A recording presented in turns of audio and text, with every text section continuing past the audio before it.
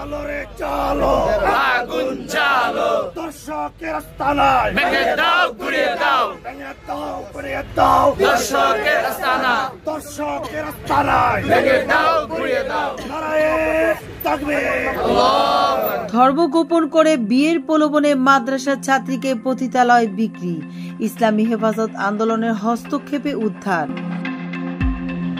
নোয়াখালীর সুধারাম থানাধীন ৫৯ ইউনিয়নের গোড়াপুর এলাকায় এক মাদ্রাসার ছাত্রীকে ধর্ম গোপন করে বিয়ের প্রলোভনে নিয়ে গিয়ে পতিতালয় বিক্রির অভিযোগ উঠেছে। অভিযুক্ত যুবকের নাম শুভজিৎ মণ্ডল। সে সাতক্ষীরা জেলার আশাশুনি উপজেলার মরলখালী এলাকার বাসিন্দা ও ইসকনের সদস্য।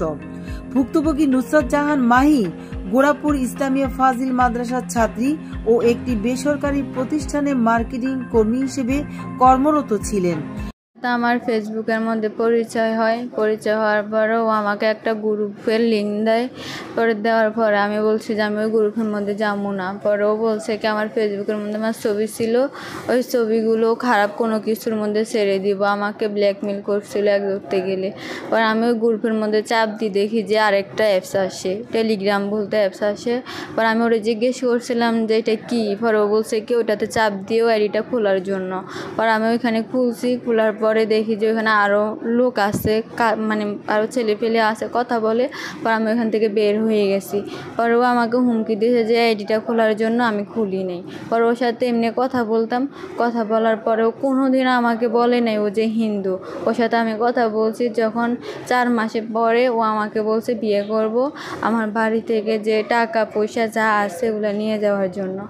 পরে আমি আমার আম্মুর আপুর আমার 3 ভরি স্বর্ণ ছিল, এগুলো নিয়ে গেছি। আর আমার আম্মুর 1.5 লাখ টাকা ছিল, এই 1.5 লাখ টাকা নিয়ে আমি ওর সাথে চলে গেছি। যাওয়ার পরে এখান থেকেই বাসে উঠছি, ওইখানে আসছে মাইতি বাজারে এসে আমাকে নিয়ে গেছে।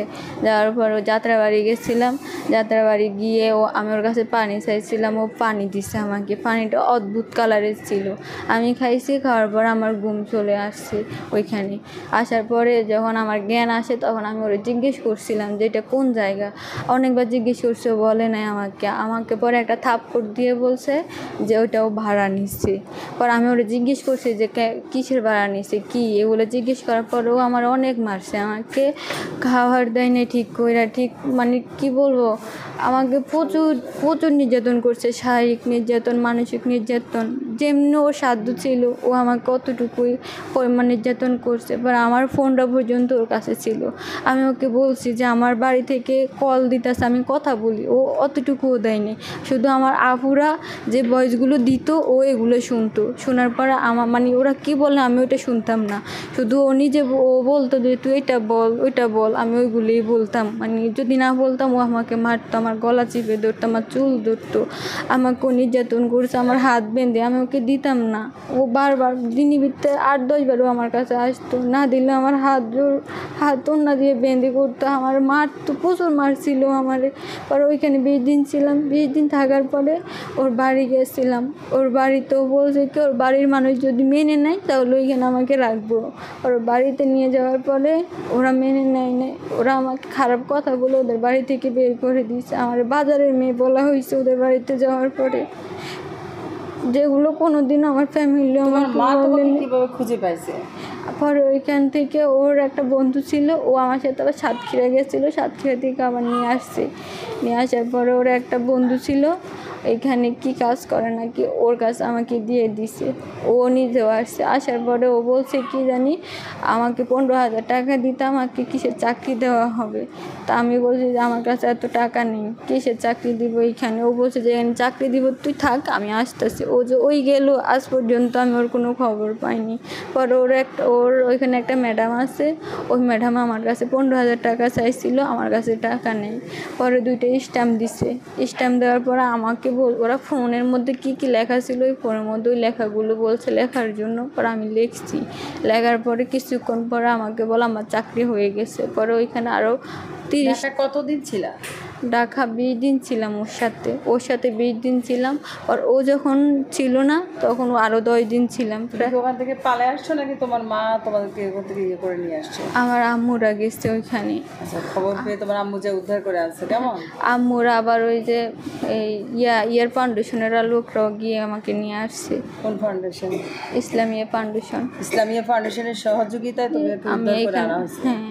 পর ওই ম্যামে বলছে কি আমার চাকরি হয়ে গেছে। পর ওই ম্যামে কী করতো, আমাকে একটা বাসায় নিয়ে গেছে। ওই বাসার মধ্যে 30টার মতো মেয়ে আসছে ওইখানে ওই মেয়েদেরকে মানে বিভিন্ন জায়গায় নিয়ে যাইতো, মেয়েদেরকে দেখাইতো, যার পছন্দ হয় ওই ছেলের সাথে ম্যামে ওকে থাকতে দিত। থাকার পরে ম্যামে আবার কি করতো, ওদেরকে মারতো বিয়ে না। মাহির পরিবার জানায়, গত 17 মে সকালে শুভজিৎ শুভ নামে নিজেকে মুসলিম পরিচয় দিয়ে প্রেমের সম্পর্কের সূত্র ধরে মাহিকে নিয়ে পালিয়ে যায়। পরে মাহি জানতে পারে শুভর আসল নাম শুভজিৎ মণ্ডল এবং সে হিন্দু ধর্মাবলম্বী ও ইসকনের সক্রিয় সদস্য।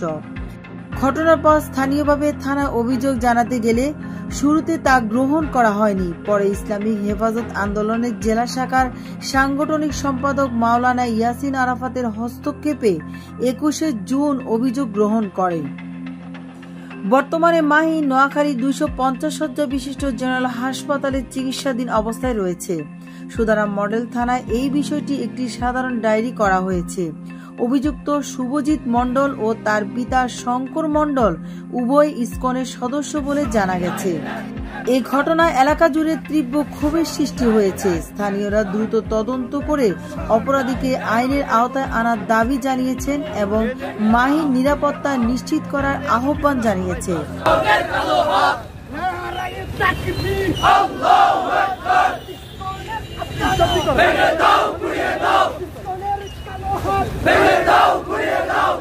আমার প্ল্যান দোষীটা কেন? দর্শকদের ফাঁসি চাই, ফাঁসি চাই, ফাঁসি চাই, ফাঁসি ফাঁসি ফাঁসি চাই, দর্শকের ফাঁসি চাই, অ্যাকশন, ডাইরেক্ট অ্যাকশন, মুসলমানদের মুসলমান মেয়েকে হিন্দু ছেলের ধর্ষণের প্রতিবাদে, মুসলমান মেয়েকে হিন্দু ছেলের ধর্ষণের প্রতিবাদে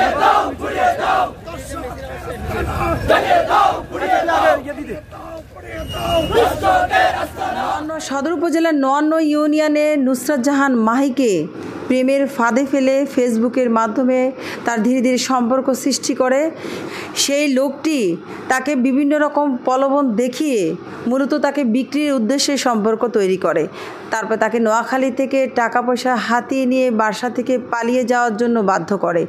সেই ছেলের সাথে সে 20 দিন থাকে। তাকে বিভিন্ন জায়গায় শারীরিক মানসিক নির্যাতন করার পরে তাকে যাত্রাবাড়িতে একটি বাড়িতে নিয়ে যায়। সেখানেও তাকে বেশ কয়েকদিন নির্যাতন করে মানসিকভাবে এবং তাকে বিক্রি করে দেয়। মূলত সে নারী বেচা কেনা করে। রুমানা ইসলাম, সিএন টেলিভিশন, নোয়াখালী।